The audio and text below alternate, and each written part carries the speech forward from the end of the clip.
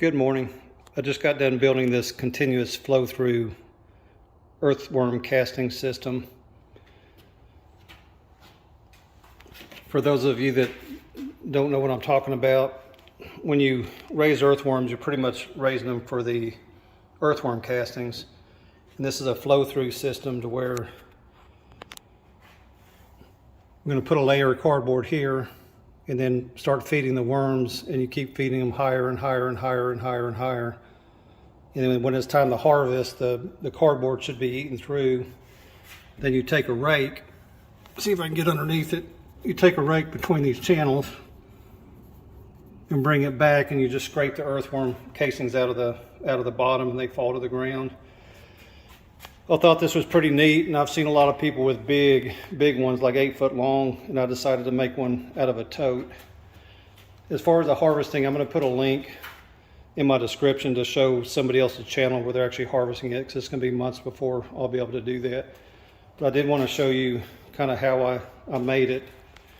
I started out with this tote from Lowe's. It's a 27 gallon, and it was $13, the big old pallet of them in the aisle. I bought 2 of them, but I'm gonna go over to this one here. I looked for one that had a flat bottom, and this is the best I could find from their stock.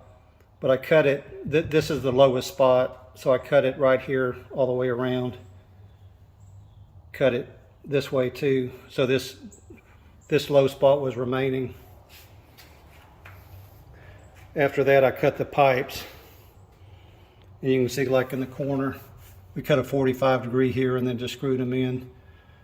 I probably should have started from the inside out, but I started with cutting these miters first, and then when I started placing them, it ended up with being 2 in the middle to be sized right. But I think that's going to be okay, because the spacing on these 3 holes is the same spacing as these 3 holes.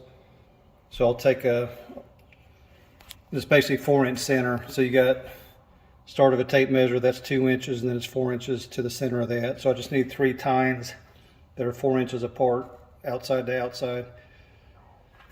Anyway, one of the things I wanted to do, which when I watched other people that do this, I guess their worm castings are falling to the ground.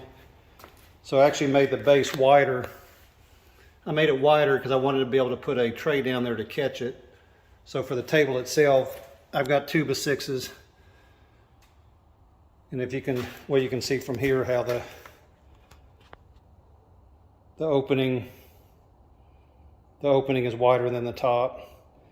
And I did that so I could place the other tote in there. I mean, imagine the lid being off, but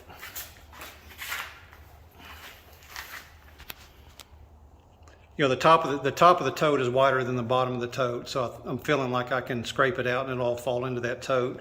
Or if moisture leaks down through it, it'll fall in the tote, which will also be a soil amendment. I mean, just, I guess, worm leachate, they call it. But I'm not sure overall if it's going to stay 2 bins like that, or if I get a galvanized tray that actually goes full width.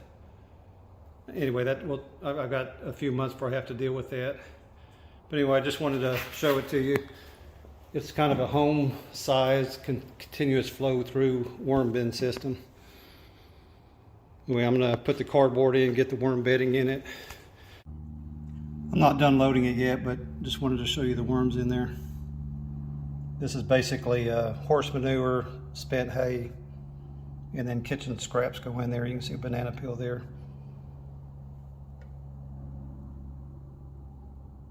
Trying to show some worms. Anyway, let me keep going and get this thing filled up. Okay, well, I've got it loaded up. As you can see, I'm probably, I don't know, maybe 1/3 of the way up. I'm not going to get in a hurry on, like I said, there's so much manure and hay in here, there's not a big hurry to feed them. I need them to eat that bottom. Anyway, but as I get scraps, I'll start adding them in here.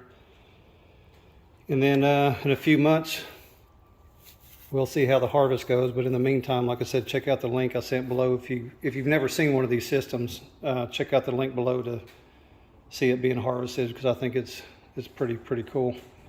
Anyway, y'all have a great day.